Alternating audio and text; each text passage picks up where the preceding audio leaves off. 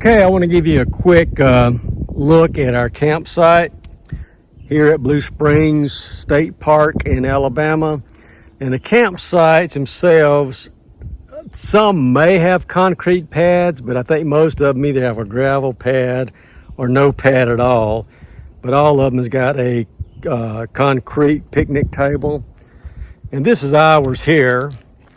And the first thing you're going to say is, why did you pull in? And the reason being is that the power in the water is on what I consider the wrong side. So that's the reason we pulled in. Of course, we don't have any gravel or anything, just cut grass, which is not bad. And we got everything set up here. Wave, Debbie.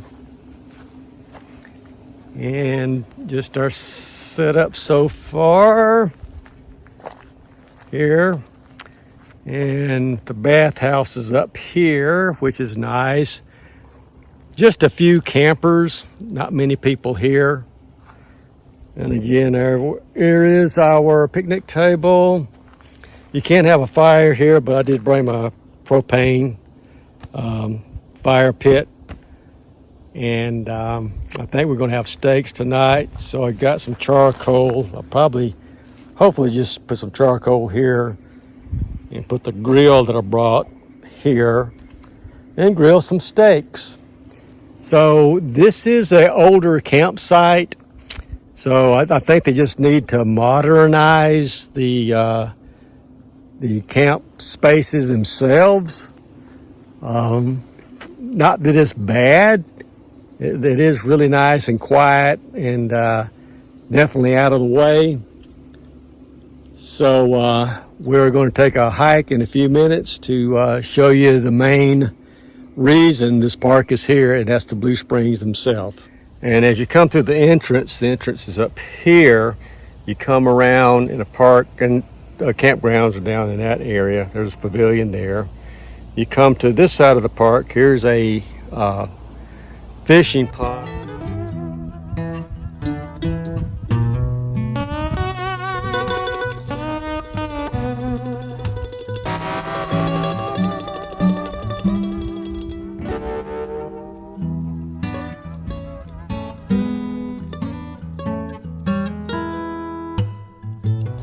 Okay, here's a major pavilion close to the springs and also the pond, and table seating, and it looks like it's got a fire pit place in here. Like it's got two of them in here. It doesn't seem like it's being used. And of course there's barbecue grills. Okay, right by the spring itself and the pool, got a picnic area, which is really nice, and it's got 4 live oaks around, maybe 5. Nice old oaks. Nice and sandy here. Pretty neat. Okay, here is the main attraction, the Blue Spring at Blue Springs State Park. And we'll walk down here closer.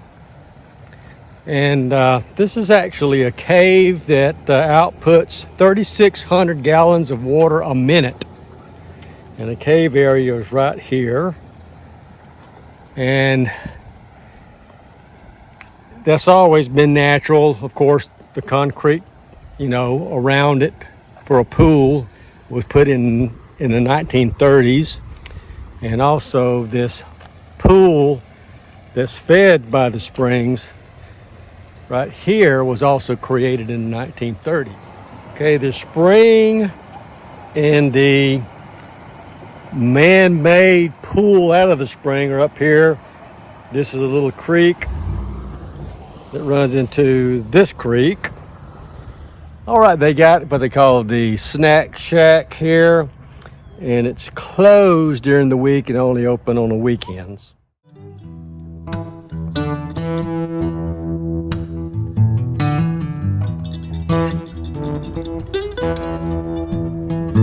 And here you have your volleyball net, another pavilion. Okay, here's the bathhouse at Blue Springs State Park in Alabama. It looked pretty nice on the outside. Let's go in and check it out. Okay, here is the bathhouse. Nice sinks. See, urinal, toilet, showers, 3 showers it looks like. And they look clean. Setting here. I've seen worse, that's for sure. Okay, this is what happens when you don't bring your can opener. What you doing? Opening a can because we forgot our can opener. Did we forget it? Or did one of us think it was already in here? Both. You don't put eyes on something, you don't have it.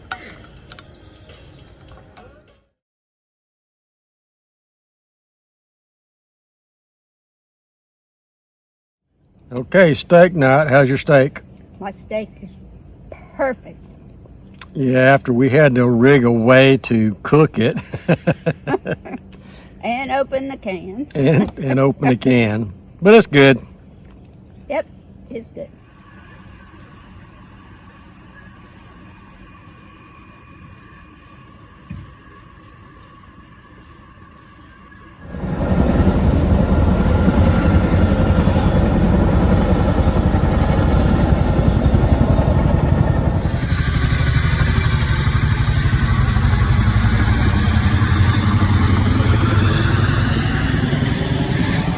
Okay, we got up this morning, had breakfast. We've been looking for the trailhead. This is called the Magnolia Trail. It's about 2 miles. And we're gonna see how far we can get on it and see how it is. If it's too weedy, I don't want any bugs. And if it looks too snaky, then we'll turn back. So let's hit the trail.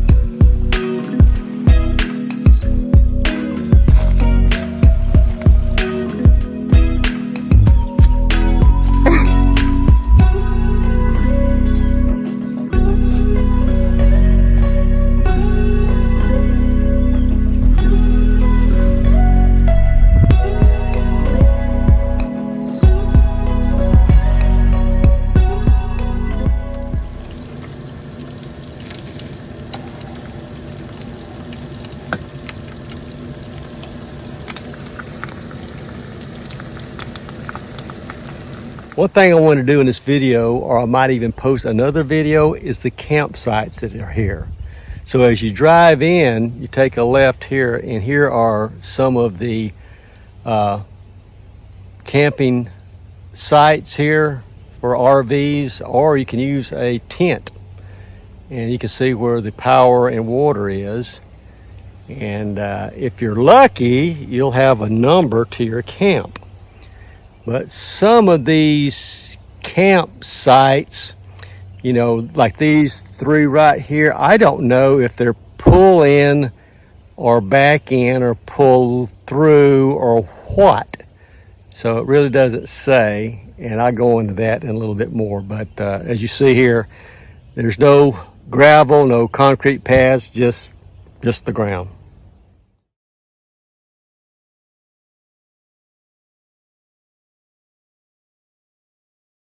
And here's a perfect example of a site that you would back in or pull in. I'm not sure. And as you can see, there's the power and the water, and there is the number of the campsite. Now, The reason I'm pointing that out is that some of these sites do not even have the number posted. In some of the sites, you can't see the numbers of the campsite unless you get out and physically look for the number post or whatever. But the map that they give you at the entrance is accurate. All right, here is a perfect example of a gravel bed site here.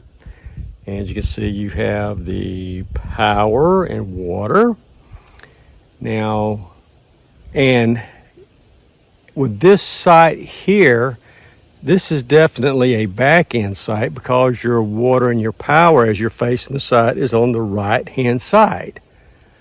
So that's where it should be, because when you back your RV in, or your Class B camper or whatever you have, you're usually going to have power, water, and sewage on that side of your camper. Okay, yet another example of one of the camping sites. Gravel camping site. Of course, you got your cement picnic table. And this one here, it offers water, power, and sewage. Now, these are 30 amp only connectors. And this site does not have a site number on it. So you really have to depend on your map. And so don't be surprised if your site may not have a number. Okay, another site, just regular ground. Again, this one here has just power and water. There are no site number to it either. You have to depend on your map. And just so happens we're next door. Now, I did go over my setup yesterday, and I don't know if I pointed it out, but what's wrong with this picture? Here's my power and water. Here's my site. Site next to me. There's the power and water. There's the site. So what's wrong with this picture? And that is simply that the power and water is on, I consider, the wrong side of the campsite. So we did a pull-in. And if you notice, I did buy a awning, and I can use this one for my teardrop camper also, but it sets up really nice on my Class B Solus van.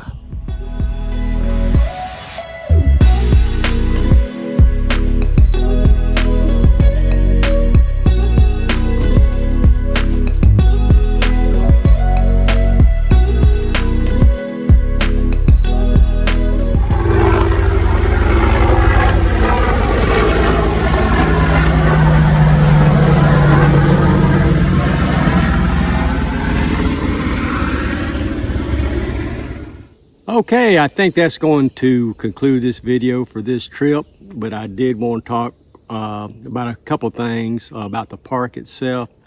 If you come to the park, it is an older park. The sites themselves, as you saw in the video, are okay, but you know, they're not marked very well, in the power, water, and sewage are sometimes on the wrong side. The only other con, I'll list the cons first, and that was the first con. The second con was that there were no hot water in the shower house. And it was an older shower house, but it was clean. And going back to the camping sites, they are well maintained. I did all the activities here except for getting into the Blue Springs itself, and my self-preservation just kicked in. I knew that that would kill me from hypothermia or something, so unfortunately I wimped out on that. And again, if you think you're going to come here to fish, like I said, you can fish all you want, but you're probably only going to catch a turtle. I think the fishing pond is just fished out. Also, the walking trail is nice, and they've got 2 other connectors, trails that they put on the loop. We didn't walk all of those, but it's best to come in November when the leaves are changing to really appreciate those trails. What else is a con? No, for 3 reasons. A, I'm not that lucky. 2, we have smoke detectors. And D, we live in the most boring street in the United States of America. I don't think anything else is a con. Well, maybe the price is a little bit steep for what you get. Really no views that you would expect by a lake or a creek, and you can't camp by the springs themselves. Again, the pros are everybody was nice. The camp post was really nice. The people at the front gate were really nice. It's not well known, so there's not a lot of people here, and nice walking areas, not only on the trail but also through the park themselves. So overall, I think I would give this park out of 5 stars, I would give it 3.5, and only 3.5. I would have probably gave it more if the camping sites themselves were updated and we had hot shower and a shower house. But other than that, it's a nice place to stay. So if anybody that's in charge of this park or knows about this park or knows somebody that's in charge of the park and they want to share my ideas about it and my critique, you know, feel free to share this channel with them and let them find out what I think about it. Not quite done yet with my opinions of the campsite. Be prepared to listen to helicopters of all shapes and sizes and kinds fly over during the day. Fort Rucker, which is used to train Army helicopter pilots, and it's right outside of Enterprise, Alabama, is not far from here, and they fly over the park here, which is, to me, I really like it. Some people may not, but prepare for that. So I'll quit rambling on. We're going to go to the waste dump and dump our waste and head out of here. Please like, comment, subscribe, hit that notification button and share, and I will see you guys in the next video. Thanks.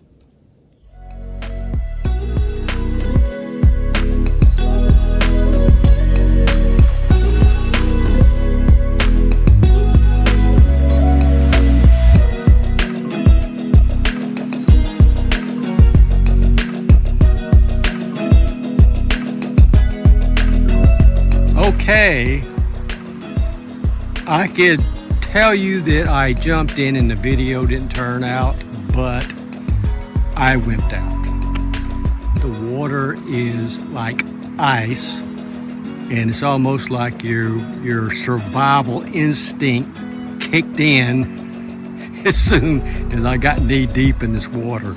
And I'm sorry, but there's no way that I can do this.